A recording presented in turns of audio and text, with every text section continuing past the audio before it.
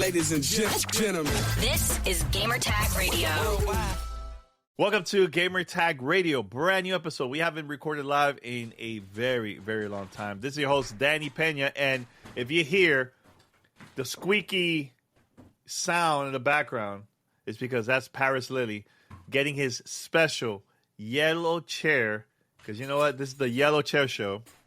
He's going to come right here on camera, and for those who are listening, Parris is picking his mess that he has over there in the back, transferring to yellow chair is back. Look at that, Parris and the yellow chair. Welcome back, man. How you doing? I'm back. I had a whole bunch of blankets sitting in the chair. I had to throw all the shit on the ground. It's like it's not on camera. Let me turn it out. That is so funny, man. Bro, it's been a while. I know we went to a couple events together. Also went to Summer Game Fest, and actually tonight we're going to the Woo show, bro. Yeah, we got. Oh, hold on. What? Somebody on the stream. Wait. Let's get the angle right. Yeah. Wait, I gotta get it in there. What? Hey, screen cap that.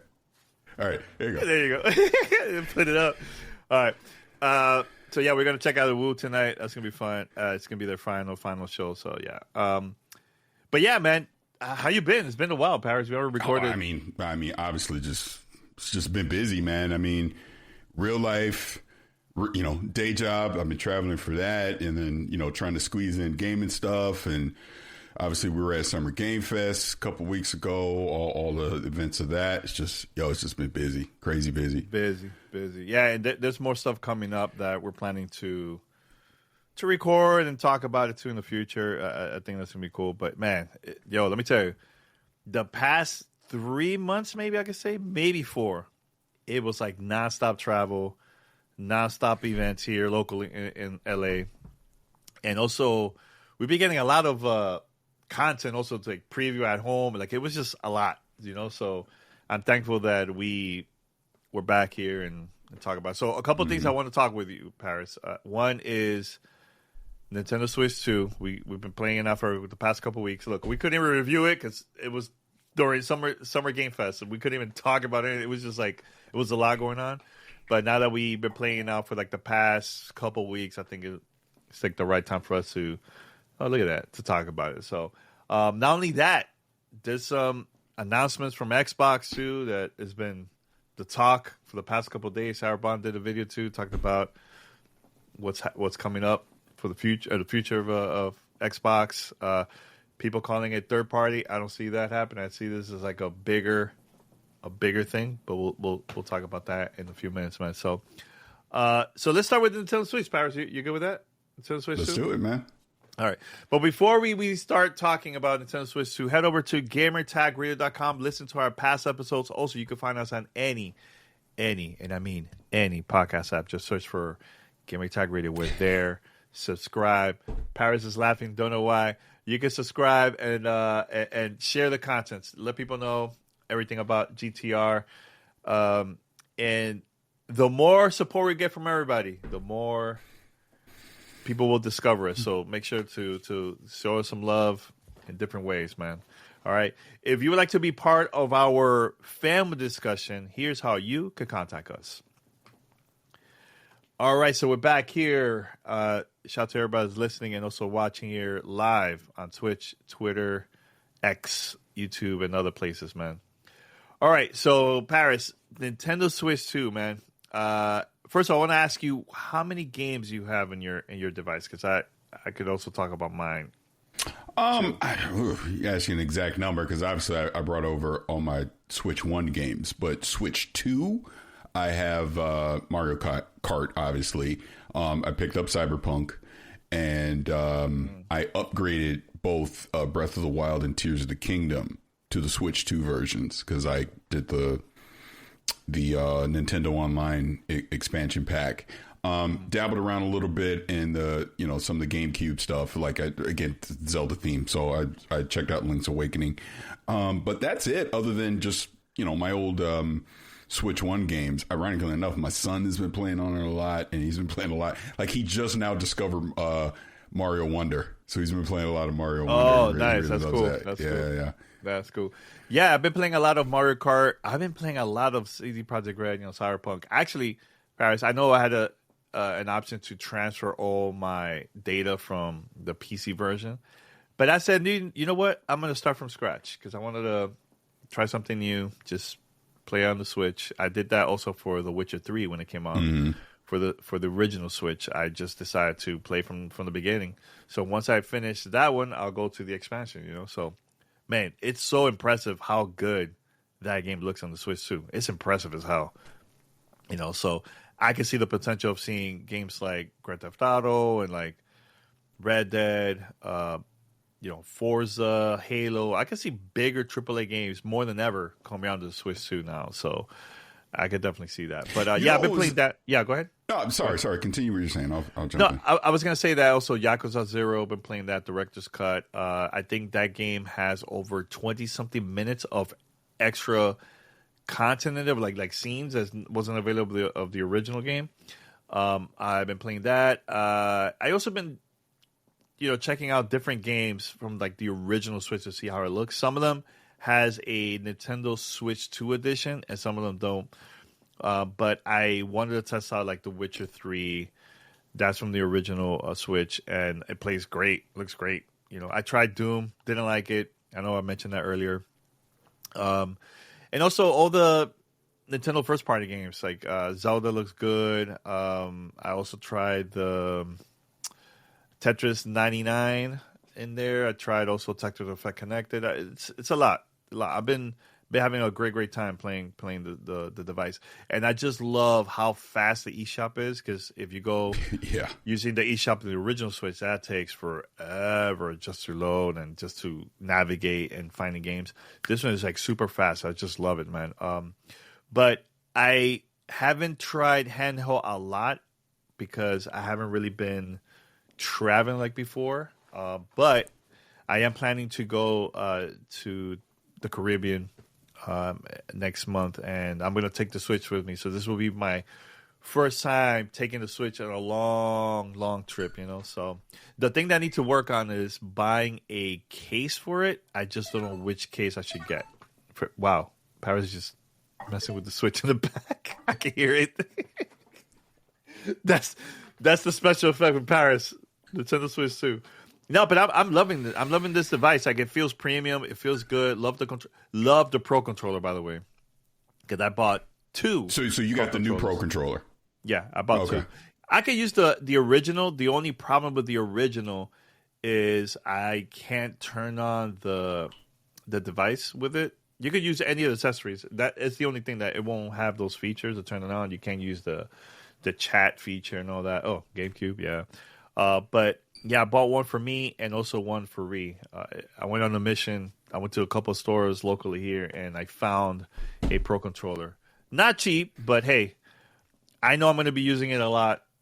And I think is my favorite Pro controller so far out of all controllers that I played from like PlayStation 5 and Xbox. This is like my favorite one so far. But yeah, I mean, I remember at the preview event being able to use it and thought it was really good. The irony is, like you're saying, you barely use handheld. I've yet to dock this thing. I've yet to actually put it on the television. Every time we've just played it has been in handheld mode. So I still need to do that. But I mean, look, from hardware standpoint, I'm impressed with what Nintendo's been able to pull off with this. My eureka moment was playing Cyberpunk 2077 on this and seeing how well it performed, because that game has pretty much become the new crisis in the modern era of like, can it play Cyberpunk, right? Because obviously, that's become the visual hallmark, for games in this current generation. And to see how good it looks on the Switch too in handheld mode, I was impressed. And it told me right then and there, like you were saying, they putting everything on this device. There's not a publisher out there that's not going to put their games on this thing. Like, obviously, Xbox with their strategy, they're going to put everything on here. Obviously, all third-party publishers are going to put all their stuff on here. It just makes sense. Now, it was interesting, the report that came out this week, that a lot of third-party publishers were seeing lower than expected sales for their games. on there. Like Cyberpunk was the big one because you could get the physical copy, and that seemed to really push people because everything's on that disc on the cartridge versus doing the key card stuff. Game card. No, it's not key card. Game card. Just correction, man. That's all. Go ahead. Your theory is what? Your theory is what? I was trying to think of something smart to say, and I was like, I tapped out. You got me. But my point on that is, my theory is, I think it's because we're doing older ports of games versus new stuff. So I think when day and date new third-party games come to Switch 2, I think they'll sell just fine on there. I don't think that'll be an issue. But I think going back, games that people have already played, they're going to be real selective on that. And that's why I say Cyberpunk, I think, stood out because it's on the as you said, game card. Am I saying that correctly now? Game card, yeah. Because the full game is on the game card, 64 gigabytes. So I think that compelled people to want to go pick it up. I know it did for me because I had even, was tweeting about it on launch day. I drove all around Louisville, Kentucky looking for it, so I could get it before I came back home. So again, I think third-party games are going to be fine. Obviously, we know the first-party Nintendo games are going to sell like crazy on it. Now, to slightly switch on this and stay with Nintendo, so they just did the Nintendo Direct for Donkey Kong. Mm-hmm. It's still not doing it for me, man. Can I tell you something about that? So when I went to the event, I felt, and look, I mentioned this also on the podcast, I didn't like it. It. I felt like something was missing. Yeah. It felt like the only option I could do is just run around, punch and break rocks and dig and all that stuff, right? But I feel like now seeing what it is and the things you could do, and now I see boss battles. Now it feels like a full game. I'm going to give an opportunity, and I'm going to play with an open mind. I think it's going to be better than what I got to play because I feel like Nintendo was hiding so much from the game. It felt empty to me. And people are like, oh, it's Donkey Kong. I'm like, yo, I get it. People are hype. But this was not a great demo. I didn't like the demo at all. Yeah, we had this conversation.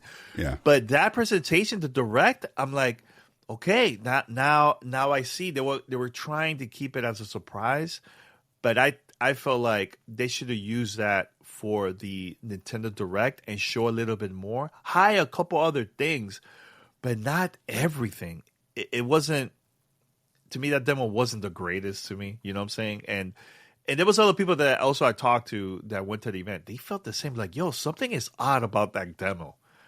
But I feel like just because it was Donkey Kong, people were hype about it, but not actually like taking the time, like, look, is it a good demo?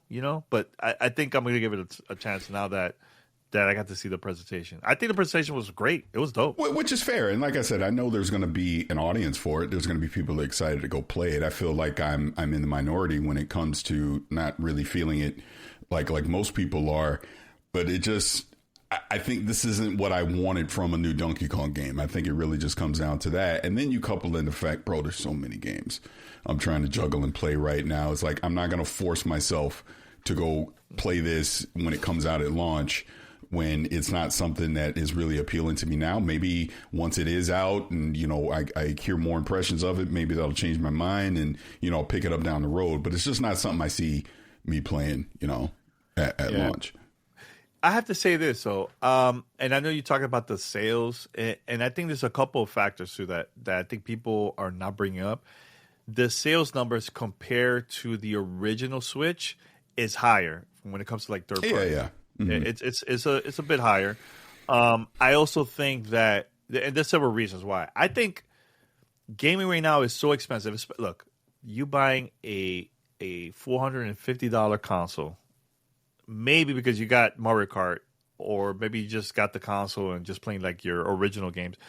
People are going to be very selective on what they want to play. People want to play stuff that is interesting, stuff that they probably never played before. Like, look, Cyberpunk is an old game, but like there's a lot of people that are very interested on playing that game that have never played. Look, they probably don't have a PC, they don't have an Xbox, they don't have a PlayStation, but they only have a Nintendo. That's a Nintendo Switch or Switch 2. this is like an opportunity for them to play for the first time, right? But let me tell you, if it's a game like Forza or like Halo or I don't know, Horizon for PlayStation, let's say, imagine those games on the Switch. I bet you it will sell like crazy because people are curious that have never experienced those games before. You know what I'm saying? Now for third party, I think they just need to release the right game. Like I can see Borderlands 4. I can see that selling a lot on the Switch when it comes out, you know, or in the future, I'm trying to think of other new games that's coming out that was announced. Oh, like Final Fantasy VII Remake. I mean, that's an old game. I bet you that's going to sell a lot because a lot of Nintendo fans are also RPG fans, you know. So and actually, I think the numbers are probably going to be even better than previously too. In my opinion, I think so because it's just Nintendo fans, you know. So it's not because it's Nintendo and they're having a hard time selling third party. I think it's all about the content, man. I agree. Yeah, 100%. You know. So, but I just want to bring that up because I feel like a lot of people bring that up. Like, oh man, Nintendo's always having a hard time selling third party. Look, I know the first party numbers is a beast. You can't compare, but there's going to be games that comes out on the Switch that's third party that's going to sell. Right now, it's not the right ones. It's only maybe Cyberpunk and maybe Yakuza third place, but that's about it, in my opinion. And actually, you have the Nintendo Switch too there. So can you check the eShop? I'm very curious to see which one is like the top. But I remember the top Nintendo Switch 2 games was like Mario Kart World. Second was Cyberpunk, and I can't remember what's the third one. Maybe Zelda, but there was a couple third party games there that there's also up there. But I know next month, supposedly, there's a new Nintendo Direct. We're probably going to get to see, some other games that's going to get announced. The rumor is we're probably going to find out the date of Metro Prime 4, the official date on that. I predict that's probably coming out September-ish. Metro Prime 4. All right, what is it? I can't really see. It's hard to see. Okay, so I see Zelda is number 3 and 4. No Man's Sky, number 4. Yeah. Okay. Yeah, interesting. Yeah. All right. I see, what is that? Split Fiction at the bottom and Street Fighter. It's really hard to see with the light. But, it's doing pretty good digitally. Look, I don't buy physical games anymore, but it's doing pretty good. It's doing pretty good. Yeah. So, and then that's the bottom of the list. Bottom. Zelda. Bravely Default. I'm surprised that Welcome Tour is up there. I know. That's what I just saw too. I was like, man. Hey, let me tell you, that game, and a lot of people don't know this, but let's say there's certain features you can't use if you don't have that accessory. So, like for example, if you don't have the camera, there's a feature that you can't use. So you have to have all the accessories in order for you to play the full game. That's crazy. Come on, Nintendo. And you're charging $10? Too much. Too much. Anything else, Parris, about you've been playing this handheld. How's the battery life? Because you've been on the go. Have you been noticing the difference or not really? Honestly, it just seems pretty much on par with the old Switch. So, I mean, I know it doesn't seem like it's lasting longer or less or anything. It seems just about what I expected. So, no real issues. And have you tried the game chat? I haven't at all. I've been just going to Discord. That's what Discord's for. I've been using that. Yeah. I'm curious because I know there's people that connected like their cameras and it works, but and there's other third-party cameras that you could connect it there too if you want to play and try it out, but we'll see. But overall, I think the console is good, man. Look, this is only a couple weeks old. Give it a year. Oh no, I don't think anybody should be stressing out over this. Again, it just launched. You got a Mario Kart at launch. Like I said, year from now, we know we get games. I mean, don't forget the Mario sequel movie. The sequel to the movie is coming out next year. I'd be shocked if they don't have something planned around that. So it'll be fine. Yo, when people will go nuts, and I'm not saying that this is your type of game, but if Nintendo announced the next Animal Crossing, let's just say. Mm-hmm. Because it's been how long? It's been since 2020. Yo, it's been it's been a while. It's been a minute. 5+ years now. If Nintendo announced a game like that, bro. Yeah, people are crazy. I mean, think of Nintendo has such a rogues gallery of IPs that they can do. Don't forget that new Kirby game is going to come out. Obviously, Metroid Prime 4 is still coming out. Like I said, a new Mario. We're well overdue for a new 3D Mario. So even though I know people are speculating, did the 3D Mario team make this Donkey Kong game? But they'll trust me. Nintendo's going to be fine. They're going to be fine. I'm not stressed over that. Now, Parris, if you have to pick one game that you would love to see from, because look, Xbox is probably going to announce something for the Switch soon. Because during the Direct, we got to see a lot of PlayStation 5 games. What is the game that you would love to play on the Switch? For me, I think will be like a Halo, maybe Master Chief Collection or Halo Infinite for me. Forza second. Honestly, it's not something I put a lot of thought into as far as a specific Xbox game. Yeah, I don't know. I have to think about it. Sea of Thieves, I think, will be the right crowd also for this game. I think to your point, I think Forza Horizon 5 will do big on there. I think that's going to be something people will love to play on there. It'd be nice to have something like South of Midnight on the go. You know what? I can see that. I can see something like that. And to your point, they're going to put Halo and all that. You know what? Gears of War Reloaded will be that. You know what? Playing Gears of War Reloaded on that thing co-op with people online would be fun too. So I can see that.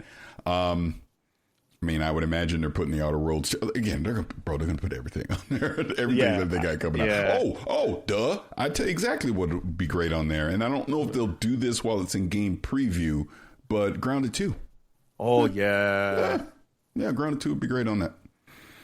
You're right. Yeah. Oh man, I'm sitting with Avowed, Grounded 2, and look, the Outer Worlds came out also on the Switch. Yeah, that's what I'm saying. They're going to put it on there, 100%. Yeah, they could definitely do that.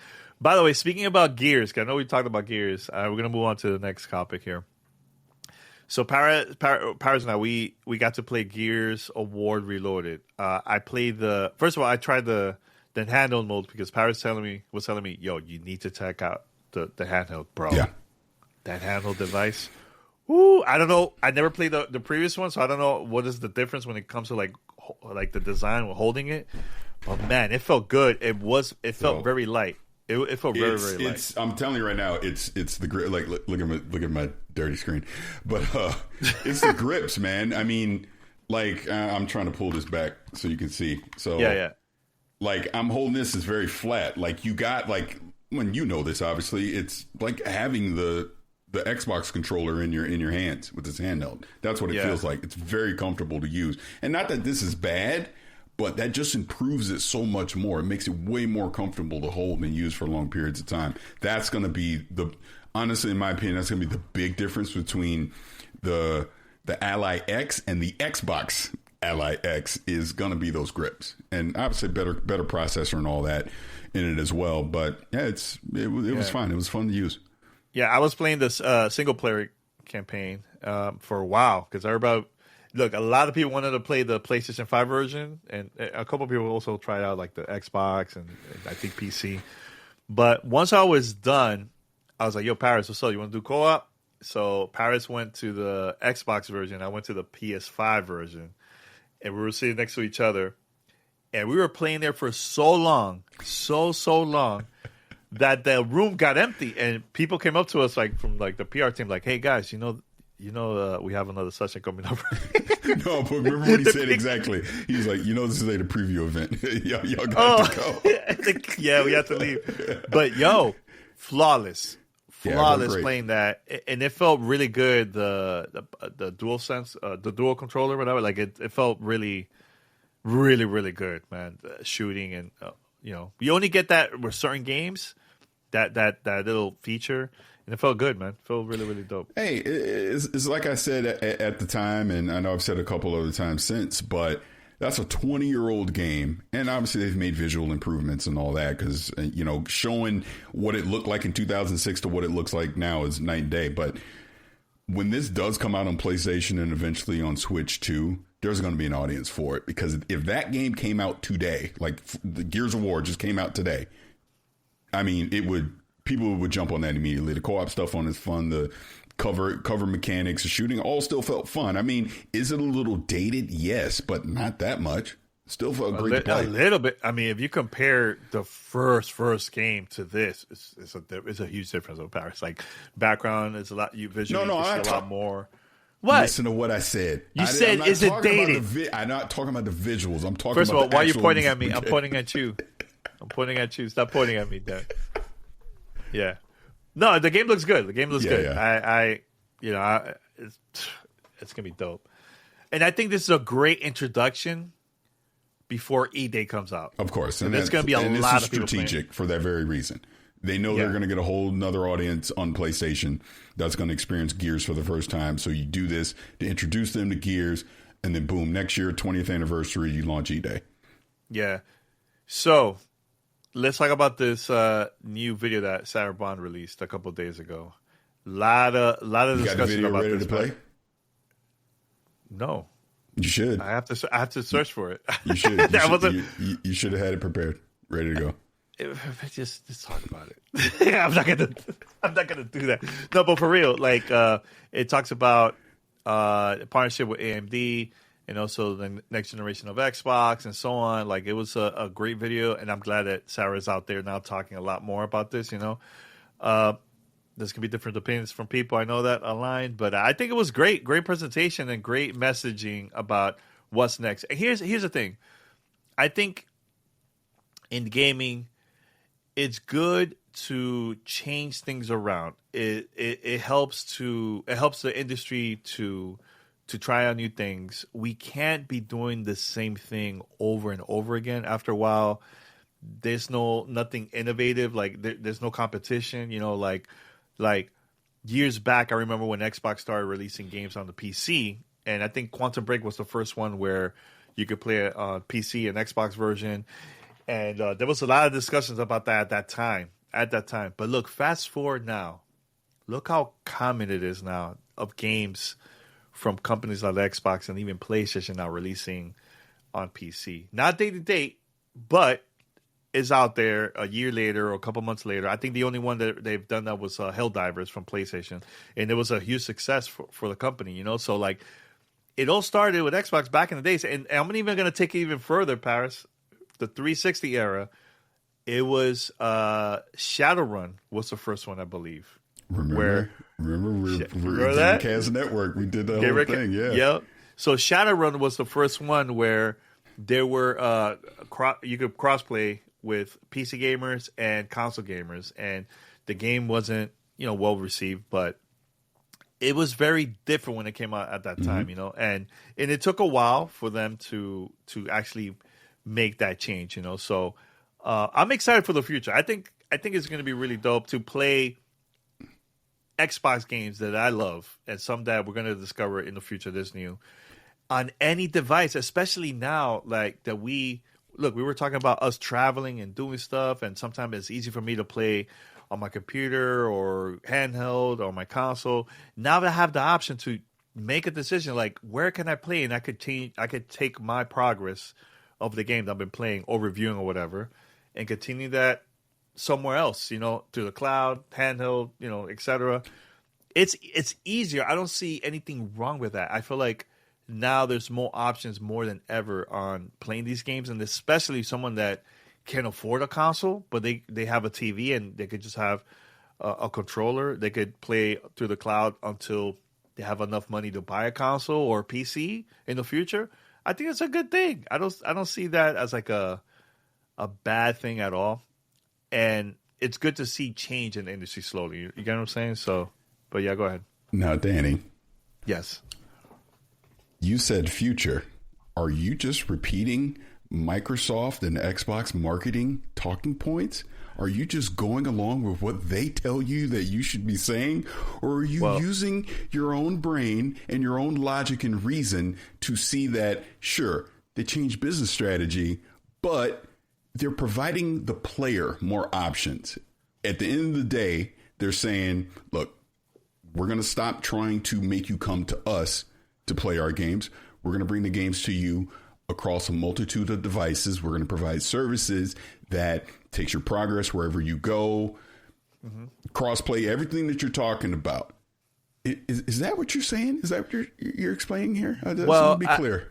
I heard that every time we say the word future, it's a part of the royalty check, so we get checks. So that's why I say future a lot, and you could dig in my tweets and see I've been saying this since 2009. Is that what you're saying?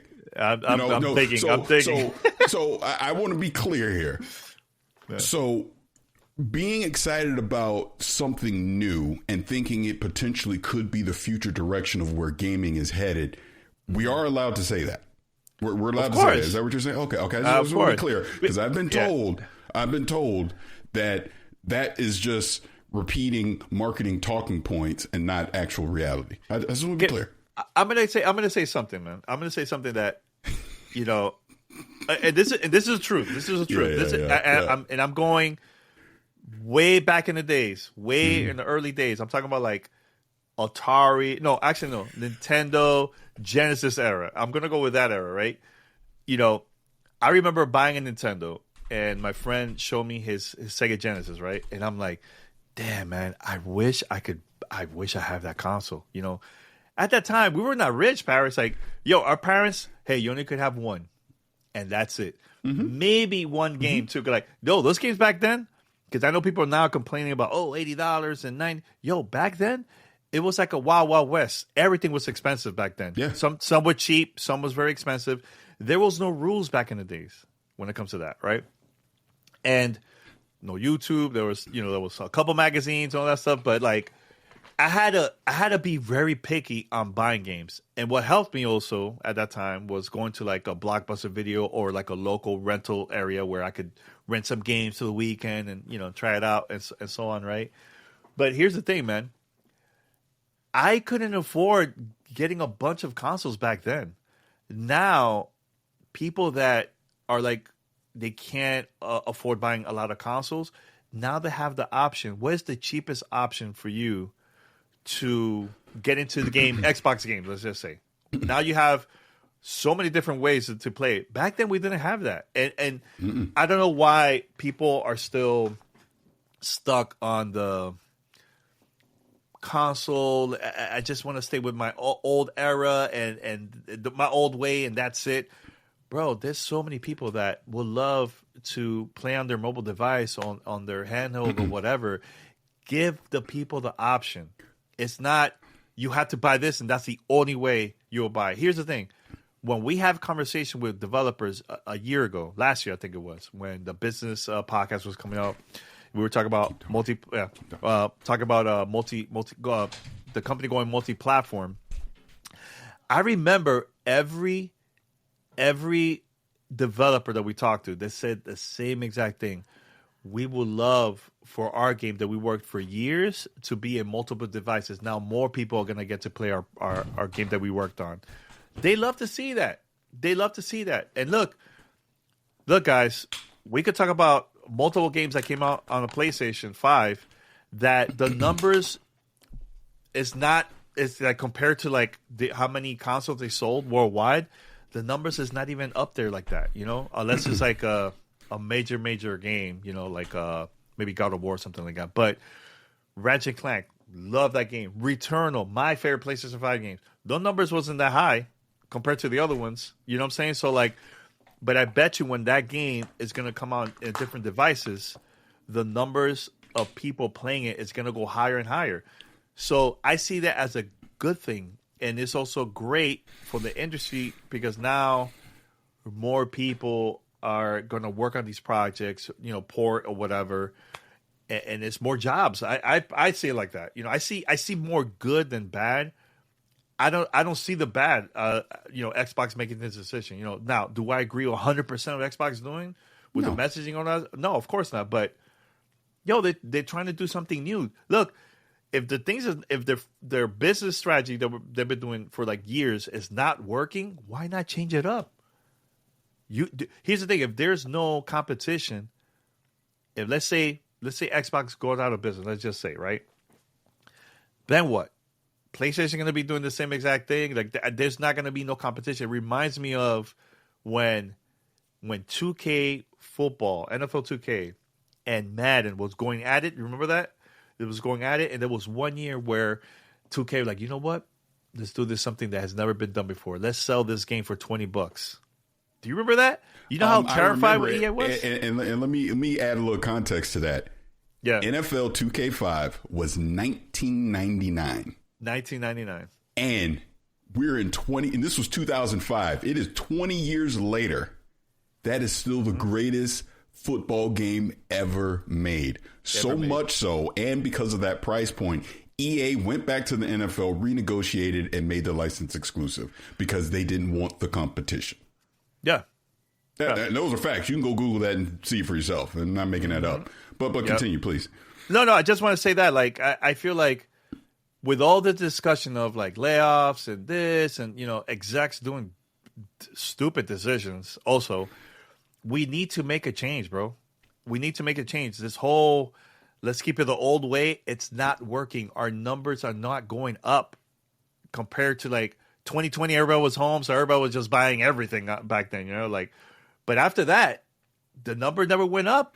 As maybe a GTA 6 or something like that. Maybe it's going to change things around, you know, when it comes to that. But bro, like I think people are afraid of change, and we need to make change, man. If in order for this industry to innovate and do new things, man. And also, I want new people to come to our community to try all these cool games that we were playing throughout the years too, man, in different ways, not just buying a console. You get what I'm saying? So. No. And I agree. And I want to say this. I'm be dead serious when I say this. So y'all want to clip this, put it on the internet, go for it. Yeah. So a point that you're making about people are afraid of change is true in the grand scheme of things. But when it comes to gaming and the discourse that we see online, let's remember that is not a representation of the vast majority of people out there that play games. The vast majority of people out there that play games literally don't care. They don't care. They don't care where they play a game, what device it is, and all that. We're of that generation where we grew up with the brand loyalty, Nintendo versus Sega, obviously Xbox versus PlayStation once we got into the 2000s, stuff like that. Mm-hmm. But we had Peter Moore on earlier this year. He admitted, hey, back then it was Wild Wild West. It was fun. We encouraged it because of all the competition. That has completely shifted to where we are now. And I've said this a million times, and I'm going to say it again, and you will experience this as well. My children don't care. They are the next generation of gamers. They're the audience that these companies are chasing now. They don't care. When they play Fortnite or anything, right? Whatever game they're playing, they don't care if it's on the Switch, on an Xbox, the PlayStation, the freaking Vectrex. It doesn't matter. They just want to play their games. They want the convenience of being able to play their games where they want to go play them. And look, again, I want to keep this a buck. I want to be real. I get that I get a lot of crap online because, oh, you're the Xbox guy and blah, blah, blah, blah. I just like gaming, period. I don't care what platform. I will never tell anyone not to go play on where they want to go play. Sure, we talk a lot about Xbox. Obviously, we're Gamertag Radio, duh. But I see what Xbox is doing, and to your point, not that I 100% agree with this multi-platform strategy. Everybody loved the clip where I said, oh, get your pitchforks of Halo and Gears go. Because at that time, I was like, they're not going to do that. That's crazy. But no, they are going to do it. And yeah, it's weird. Yeah, it was weird. You playing Gears on PlayStation and we're doing the co-op. And then since I've played the Gears of War beta on PlayStation, it's freaking weird. But you get over it. You get used to it. You move on. At this point, Halo will be on a PlayStation. It will be on a Switch. Just get used to it. It's happening. But at the end of the day, you got to, like you're talking sales numbers and all that. Here's the distinction. We're customers. We're the consumer. I don't care about their sales numbers and all that. I am not here to argue about who sold more, did this, MAUs and all that stuff. What I care about is, as a consumer, you delivering quality products and giving it to me at value. Period, point blank. That is all that should matter to you. Mm-hmm. this whole arguing back and forth about Xbox, PlayStation, and Xbox is pivoting their strategy. You know what? Good that more people get to play these games. That's how you should be looking at it. Good that now I have flexibility on the fact that I can start a game on my PC. I can pivot over to my console. I can cloud stream it off the freaking TV. I can do whatever. This is the world that they're clearly have taken their infrastructure and their services and their platform to. Obviously, we bring this back to the whole main topic, what Sarah Bond talked about in her video, and then what Lisa Su, because God darn it, I said Lisa Wu in that YouTube video. I was like, oh my God, I'm an idiot. And I'm not re-recording this. I put a little thing in the chat, and I was like, that's it. I'm not re-recording this. But and Lisa Su, she's the head of AMD. So what Sarah Bond said, and then what Lisa Su said, as far as this partnership that Xbox and AMD is doing, obviously what we got to see a couple weeks ago at the showcase, and them pushing the Windows operating system to the forefront of being the number one gaming platform. Sign me up. It sounds great in theory. Let's see if they pull all this off. But if now, and this is just a simple way that I phrase this. If Xbox is Windows and Windows is Xbox, and we'll get to a day where, sure, Xbox will give me a console, there are partner devices, handhelds, and all that. But I truly believe there will be a day where I can build my own PC of whatever varying performance level, and it's essentially an Xbox. I enable game mode and it becomes an Xbox. I get to play my games on it. My progress travels wherever I go. I can play all these games. And if I so choose that, hey, I don't want to invest into that, I can still buy the games off the Steam store. I can still buy them off of Epic, GOG. I can hop on the PlayStation, play the games there on the Switch. There's nothing wrong with that at all. Nothing. The only people that argue that are people that are online that simply say this silly stuff for attention. Period, point blank. That's all it comes down to. The average consumer doesn't care. Like I said, my neighbor across the street play Madden, I'm play Call of Duty and NBA. And if it's on the Xbox, great. If it's on the PlayStation, great. Whatever device I have and I have access to those games, that's all I care about.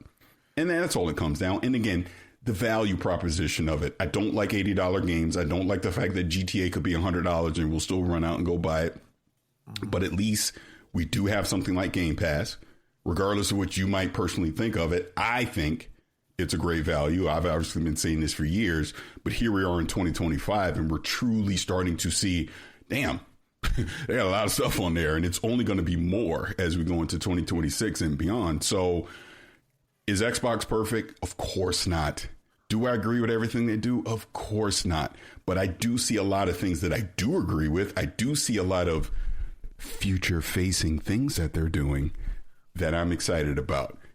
And that's all that should matter, ultimately. So to my detractors, to the people that don't agree with this, I don't know, just keep talking, because guess what? I'm going to keep talking too. And I think most people agree with what I have to say when it comes to a lot of this stuff.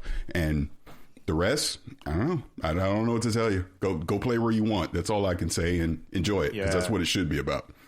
Yeah, I think, and we're going to move forward, but I think a lot of people that complain that actually I'm going to give a perfect example. Like there was a lot of people that were talking about Nintendo Switch 2, not enough games, $80 Mario Kart World, all like videos and tweets and all kinds of I even seen TikTok videos of people like, saying, oh, it's going to be a failure. It's not going to sell.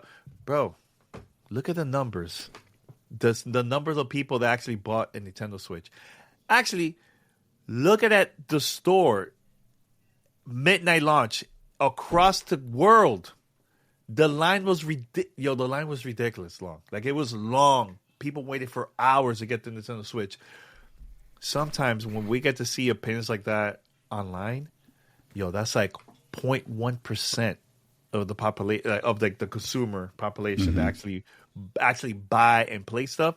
That little group are always gonna complain and do things where it's either they want attention because they want to go back and forth with people, or clickbait. They wanted their videos to get a lot of views, and they'll post like the darkest thumbnail of like, you know, then with the angry face or like, you know, like whatever expression with the Nintendo Switch, like, let me get it right. Like, you know, $80 or whatever it is. Yeah, like it's like, come on, man. It's so. Here's the thing: why in the world are we supporting that? Why are we supporting that? Meanwhile, at the same time, we're complaining about like layoffs and the industry. Like, oh, there's some more important things to talk about than stupid things that the average consumer don't care. I think there's ways for us to have conversations if we want change. There is ways to do that, you know, not buying it, but like complaining or attacking someone that they love a device or a game that you don't like, you know, or you don't agree or whatever. That's not really helping the situation, bro. It doesn't at all. It's not at all, man. You know, and again, because I just feel like keeping it a buck today. So yeah, we're at the watch party, you know, we're at the watch party with the actual gaming community in person in real life, watching the Xbox showcase. And when they showed off that handheld, I tweeted in real time about how excited I was about it, how I thought this could be the future. I think I just said the future. It could lead the way for the future of handhelds. But what I really meant was Windows handhelds, because, you know, obviously we knew what was going on. So you'd be like, there's a whole ass thread online about me, people just angry at me for saying that. And that's where that whole future thing came from. And it's just like, really? So you're mad that I'm excited about something? This is where we are with online discourse. And again, I'm saying all this, that online discourse is not real. So this is why you should ignore it, because these are just people that want to be upset about something or weaponize something for engagement. That's really all it comes down to. And we don't need to, you know, belabor on that. But my point is, be excited about stuff, man. I will never shy away from showing my excitement about something. If I'm wrong, I'm wrong. But if in the moment I see something that catches my eye that I think, hey, man, this might be the next thing, of course I'm going to talk about it. Of course I want to be excited about it. So don't ever let anyone, you know, dissuade you from that is my point. It's okay to be excited about things. It is. I'm gonna give you a perfect example. I remember I was living in New York at that time. This is like, I was there maybe for like a couple months. I can't remember exactly, but I went to an event in New York. I'm not going to say the name of the location or everything. It's just, you know, I was just there and they were recording. I think they were streaming, talking to different people that were there. And it was a packed house, packed house. Right. And they were like, Danny, I know you play a lot of games. Like, what is it you're playing right now? And I kept it real. I go, man, I have 100 hours now playing The Witcher 3 on the Switch, and the whole crowd started laughing. Why the Switch? I go, duh, because I'm always traveling. I'm always doing something. I'm never home. I take the Switch with me. So I'm playing the Witcher 3, and I even had more hours than the Xbox version and also the PC version. And I'm having a great time. And people think graphics or FPS or whatever is the only way for you to have like a better time. No, man, like people are going to have different ways for them to enjoy. Like there's people that enjoy games 30 FPS and some 60 or 120, whatever. Like that doesn't matter. What matters to me is the experience. Like, yo, if I'm having a good time, I don't care about the graphics, how it looks. Now, of course, I would love to play on an ultra wide screen, all that stuff, right? But yo, if the option is in the Switch, I'm going to go with that, man. That's the point. Mm-hmm. Yeah, and that's the issue that I've been having, where people, not all, some don't like other people enjoying what they talk about, like passionately online. You know, some people like cozy games. Do I like cozy games? No, but if I see people that are having a good time and they're happy with it, like that's what it matters. Gaming is supposed to be for us to have fun, not for us to attack other people because you're not into it or whatever, you know? So like, you know, here's the thing. And I love talking about gaming back when we were kids, Paris, because yeah, there was the console war nonsense back, but it wasn't how it is today, where we were not attacking other people that were enjoying things. Look, I remember playing Mortal Kombat Super Nintendo with no blood, and I had my cousins that had the Sega Genesis version that had blood, right? We were not attacking each other like, oh, well, yours has blood and mine does. Like, right.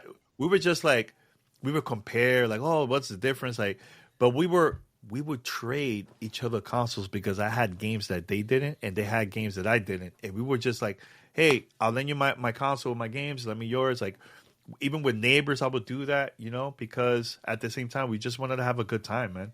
It wasn't about brand loyalty. Now, there's going to be moments where I think at that time, the marketing from different companies took advantage of that back in the days, and it made sense at that time to do that. Even during the 360 era and PlayStation 3 era, that right, PlayStation 3 and 360, like that was different at that time too. So of course people were taking advantage of it. I mean, we had Peter Moore that you said earlier.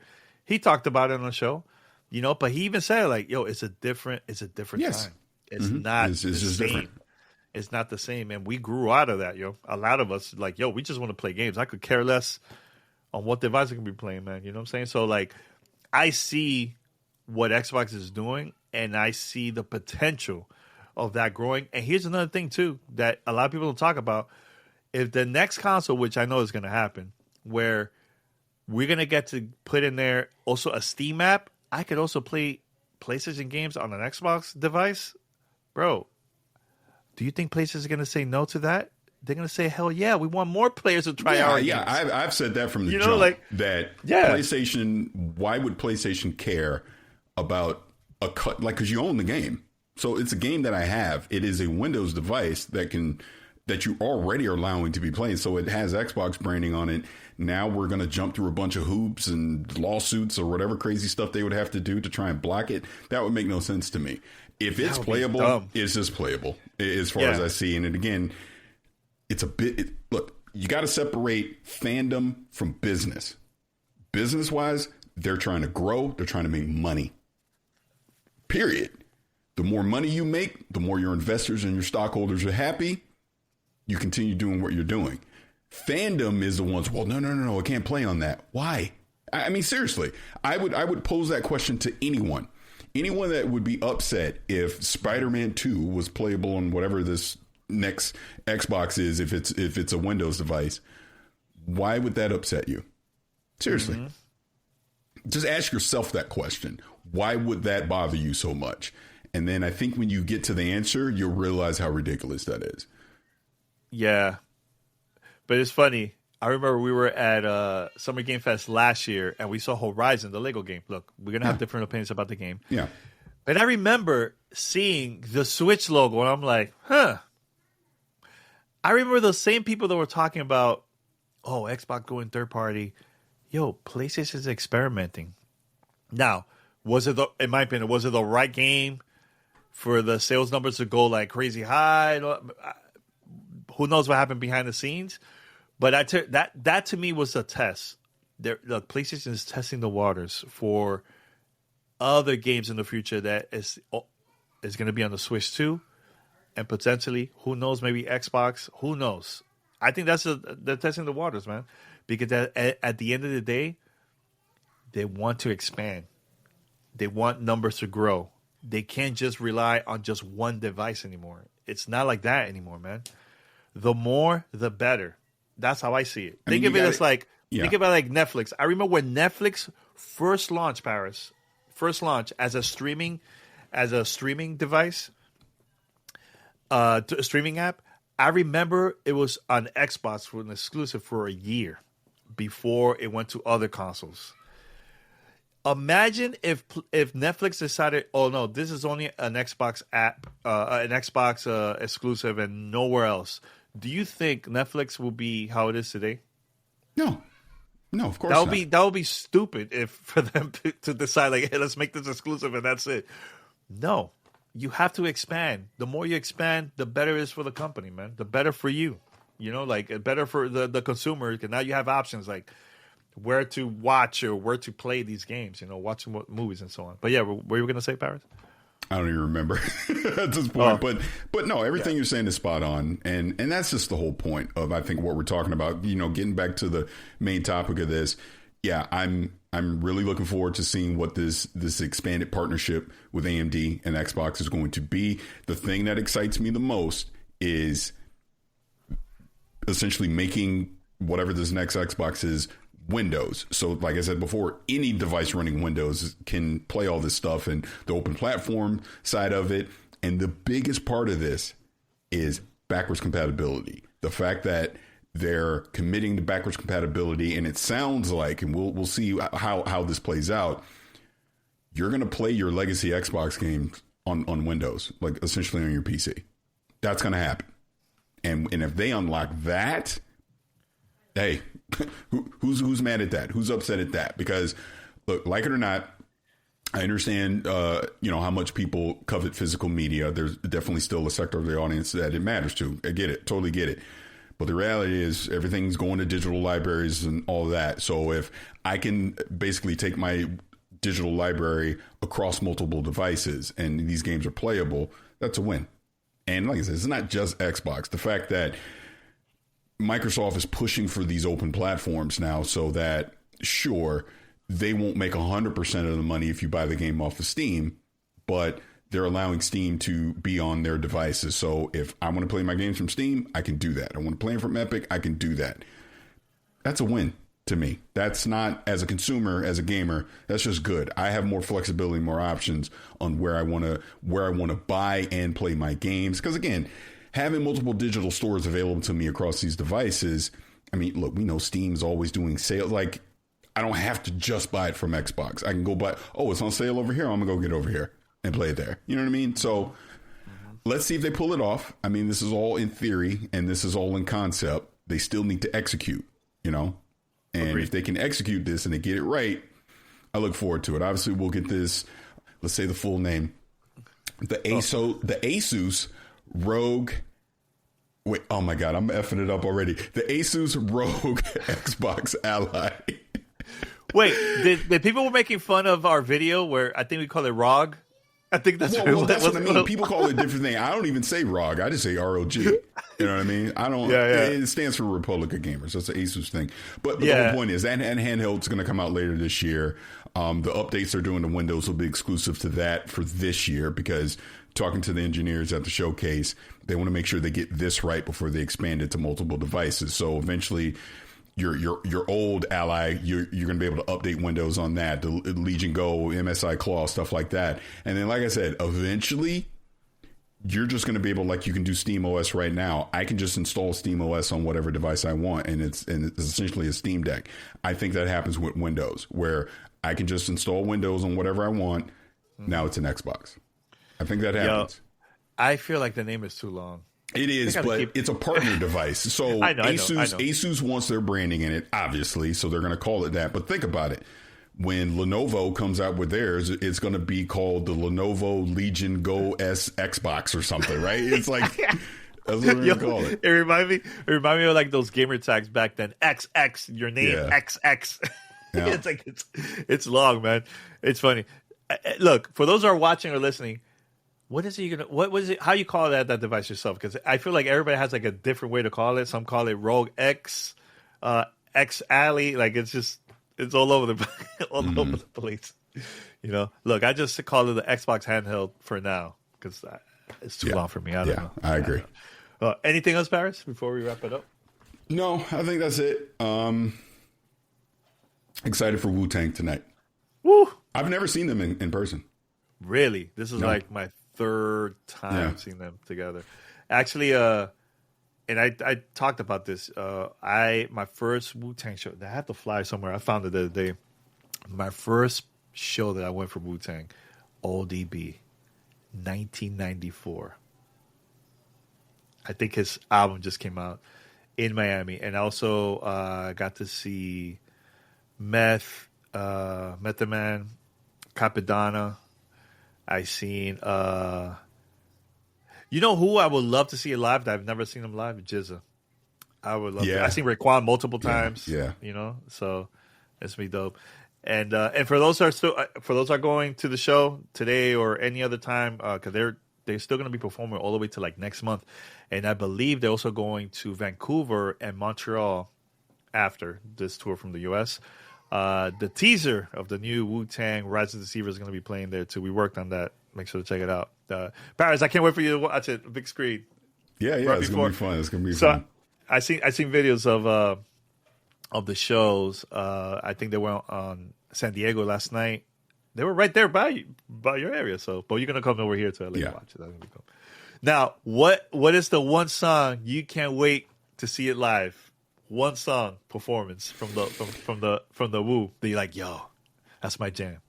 That's my jam. It's funny you say that because I was talking with my son. I was like, I'm gonna go to the Wu-Tang thing, and he's obviously newer generation, so he didn't grow up in it like we did. So I was explaining to him, like mid '90s, '94. Obviously, 36 Chambers came out, and you instantly just fell in love with Wu-Tang. Yeah. Now you might not agree, but I told my son the greatest hip hop album ever made was Raekwon the Chef, Ghostface Killer. I know you're gonna say. Say it. The Purple Tape? No, I don't think so. Which one? Well, I mean, we call it the Purple Tape. That's not the album name, but yeah. Which one then? Wait, so what are you talking about? No, just say what do you call it then? The Raekwon's first album. Yes. Yeah, we call it the Purple Tape because the tape was actually purple when it came out. That's right. Yeah. So we call it Purple Tape. Now, right.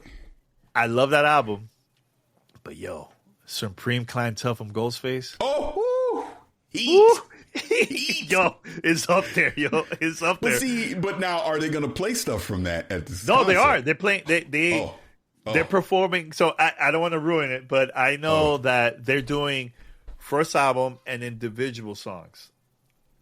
But they're doing a lot of like first or second album, but individual stuff too. But only built for Cuban links. I mean, this is why for me, I think it's the greatest hip hop album ever made. Yeah, I can start. I just track one to the end. I just the whole way through. But when you ask what song I want to hear, it's like I don't know if I would love to hear Criminology or Incarcerated Scarface. It's like I'm kind of in there. The attack. Those beats. It's just heat, dude. It's so good. Yo, you know which one I would love to see them perform one last time, One last time. Of course, Protect Your Neck. That's like... Yes, it's classic. That's like the ultimate.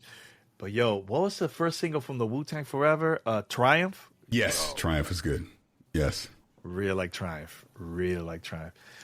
Man, you know what? Mystery of Chess Boxing. There you go. Yes. Mystery of Chess Boxing. But Wu got so many dope songs, man. I'm wearing my Wu shirt and I'm buying some Wu shirts over there, man, at the show. They actually have the tour one because I've seen pictures of it. It's the W and it says the Final Chamber, nice. And in the back it says all the dates, all the places. So that's like I'm definitely buying that shirt tonight. Now, wait, so because you brought up Supreme, so Nutmeg is when Ghost drops the verse. He was like, I trained under Bruce Lee. He was on the 4th. I was on the 3rd. I don't know. Yeah. That line always gets me every freaking time, man. I just freaking love that. I love it. You know which album that I think this is to me is one of the greatest hip hop albums of all time too. Liquid Swords, from GZA. Ooh. I was explaining to my son like all Wu-Tang and all that. And I was like, honestly, GZA because it's genius. But I go, Liquid Swords is so freaking good, dude. Liquid. So one of our friends has a tattoo of that album cover. Yeah. And he also told me that GZA came over here a long time ago, and performed. He had a show and he performed the whole album live. I was like, damn! If I would have been here, I would have checked that out so badly, man. But I know Raekwon is coming out with a documentary about that album that you're talking about. I think they're probably going to show the trailer. Like I've seen it online already. It looks good, man. Where he talked about behind the scenes how they worked on that album and everything like that. So I'm very excited. But I know under Nas' new label, Mass Appeal, I know Slick Rick just released an album last week. Make sure to check it out. Idris is actually is the executive producer of that album. So anyways, Ghostface and Raekwon are releasing new albums. So Ghostface is releasing Supreme Clientele Part 2 on that this summer. So let's see what's gonna happen, yo. I'm excited. So I always joke. I know you're more of a modern hip hop head than I am, but I'm sorry, the '90s hip hop. I love everything. Yeah. I'm always discovering new stuff. It's hard. Yeah. Look, it reminded me of like, and I know we're gonna end the show here. We're gonna actually let's end it so we can continue. We need after show now. Let's go to after show. Thank you for listening. Until next time, here on the Gamertag